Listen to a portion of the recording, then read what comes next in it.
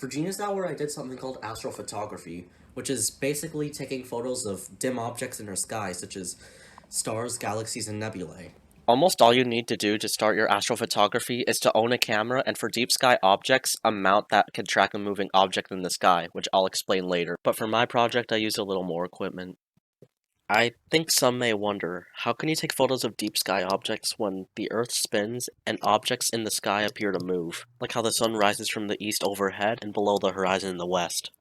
To start things simple, one of the most important parts of astrophotography is to make sure your camera is always pointed at the object you want to take a photo of, which is basically just how you take photos of any object. So if I tried to take a photo of the sun with a camera facing toward it, you can see 1 hour into pointing at the object, the Earth has spun a little. 2 hours, 3 hours, 4 hours, 5 hours, and you get the point. So I'm showing this video as an example of how the camera moves to its target location, and how the camera moves to adjust for Earth's rotation. It's pointing up there. It's pointing towards a tree. So this is the camera pointing at its target location instead of following its target location. I was going to take a long time lapse of the telescope pointing at its target location and following the object in the sky over a period of maybe 3 hours, but it was a little too dark outside, lighting would affect the images and the file sizes were too big, so I decided to scrap that idea for the time being. So to demonstrate how the telescope follows its target location, I placed 3 post-it notes and manually tracked the object with my hand. It's basically just an example of how it can point everywhere. If you were to watch the telescope align itself and move in real time, it would be a lot smoother without any pauses, and it would be a lot slower because Earth doesn't spin that fast. But this is merely just an example of how this works. So to demonstrate how the telescope follows its target object, you can see how it can make the spot where the scope is do a 360.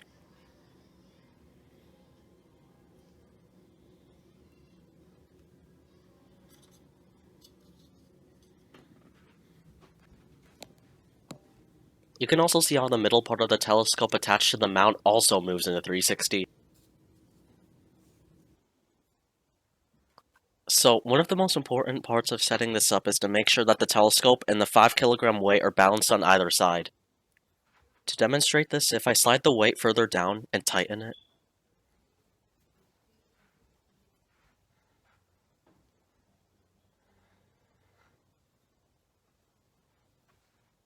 you can see how if I lift my hands up, the telescope slides down to your left.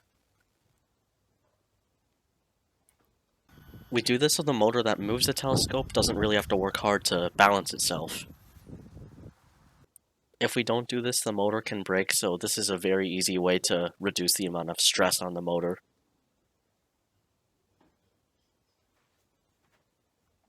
Now for setting it up! I couldn't set up the entire thing by myself because of really heavy equipment that I couldn't be trusted to hold and attach, so for now it's a 2-man job for me.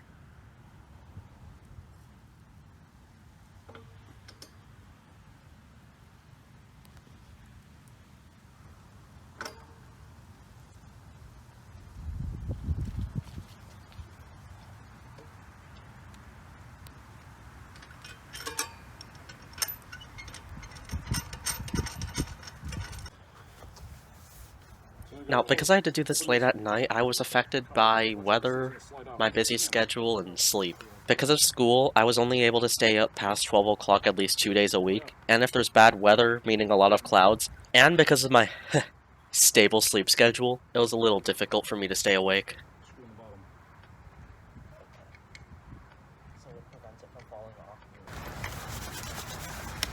I usually decide to start setting everything up near sunset so I can see what I'm doing when it would get dark 5 to 30 minutes later. Then I would start to try to take photos when it's dark. This time-lapse wasn't really that good because it was a little dark outside and you can only see me as a shadow, so yeah.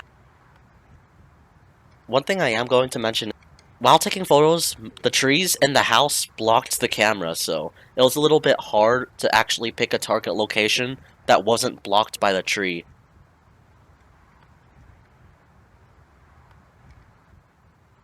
The next step in this process after setting this up is aligning the telescope with the North Star, or Polaris, so the telescope knows its location in the sky. The telescope needs to be aligned with the North Star so the images are centered and clear, not offset and blurry. So after clicking polar align, the telescope will take 2 random photos of stars in the sky, look up its current location in a database, then move to the North Star as accurately as possible. It's basically like the telescope triangulating its position. Let me explain. To put things simply, the camera points at 2 random spots in the sky, and after searching its location, it thinks, okay, this star is here, and this star is here, so the North Star should be this one, according to my calculations. Now, just keep in mind that's very oversimplified. So, this is the telescope aligning itself to the North Star. And good thing is, the North Star doesn't really move in the sky all year, it stays in the exact same place. Well, which is why it's called the North Star. 11 arc minutes and 2 arc seconds. And And eight, 8 degrees over to the right. So now we want to go. One of my favorite facts about this process is how precise the alignment must be. You have to properly align the telescope within 1 to 2 arc minutes. If you don't know what an arc minute is, if you zoom in on 1 degree, 1 arc minute is roughly equal to 1/60th of a degree. Just to put that into perspective, it's like seeing a football 756 meters away from you, or 2 balls stacked on top of each other. You know, sometimes 3 degrees is good enough.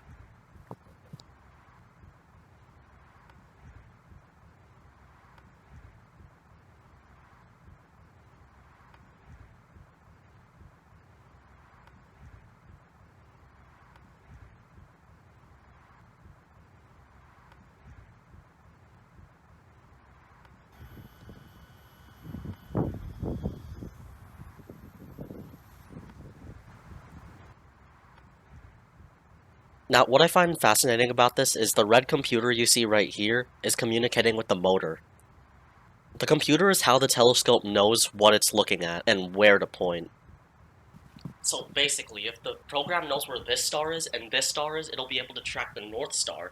And then after it knows where the North Star is, it'll know where everything else is. So, for a better example, after the program has identified where this star is because of the North Star calculation, it'll know where this star is because it's this far away from this star. And then it'll know where this star is and this star is, and then before you know it, you have Orion's belt. So after choosing its location, the computer sends the image to whatever device you're using. In this case, we were using a phone to look at the image. We take images with something we call exposures. So what an exposure is, it's basically how long your camera collects light for. So after the camera is done collecting light, it'll combine all of the light to make one very bright star. So after taking 3,300 second exposures, or 30 photo files, one last thing after gathering all of the images, you can see that your images can look a little noisy. And noise happens because of camera heat, lighting conditions, and long exposures. So to fix noise, we put photos on top of each other to subtract the noise pixels. What is noise? Thanks for asking, nerd. Now, this is an example of what noise is. You can see how the background looks like static. It looks like static even though I'm pointing at a blank wall. This can also happen with photos too. And after waiting a very long process, your images will finally stack on top of each other and you'll come up with a beautiful image.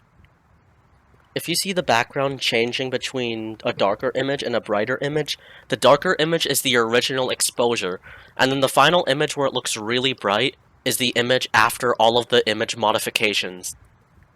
These photos aren't modified in the way that they're fake, but they're modified where you can see more detail if it were brighter, if we were able to take one photo of it and get all of the detail in one image. But we do this process because it's dark in the sky, and because cameras have issues like noise. So, we also stack dark frames, light frames, flat frames, and bias frames. Light frames are the photos we take.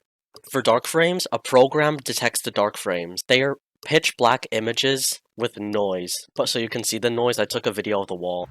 Flat frames is putting a light on the telescope to see if any dirt got inside from the wind or from the trees. And for some reason, dirt and sand gets everywhere. And unfortunately, I didn't get video or footage of the flat frames, but flat frames are supposed to be a very dark image with a short exposure. It's taken without any light falling on the sensor. And after stacking the light frames, which are the normal photos, the dark frames which reduce noise, the flat frames to subtract the dirt from the camera, and bias frames containing unwanted signal, and all of the images stacked on top of each other make a beautiful image. I was going to get more footage of the stacking process, but this one video of the stacking process was 2 gigabytes. So if you're wondering how long all of that takes, it can take upwards of 4 to 6 hours just to get one photo. But to show you the images I got, this is the Veil Nebula. It's 1470 light years away, and to the left is my image, and to the right is the best image I could find on the internet.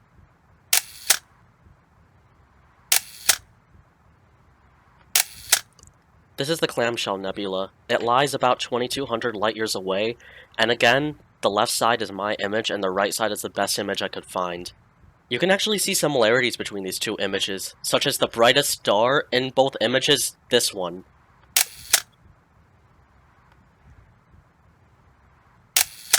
This is the Andromeda Galaxy, or Messier 37. It's my image compared to the Hubble Space Telescope's image on the right, and it's about 2.5 million light years away from Earth.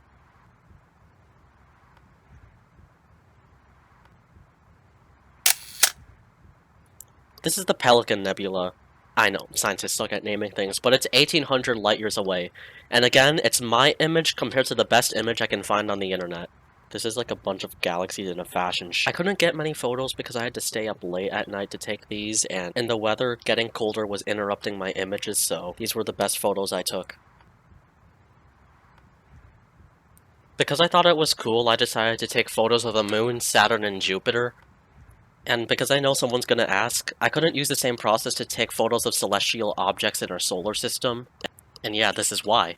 The reason why I couldn't take photos with the same telescope was the telescope I use for the deep space images are designed for taking images of deep sky objects. This is the telescope I use to take the image of the Moon, Saturn, and Jupiter. The telescope is bigger and everything, so it collects more light and zooms in a lot more. And this is the telescope I use for the deep space. The front of the camera is smaller than the palm of my hand.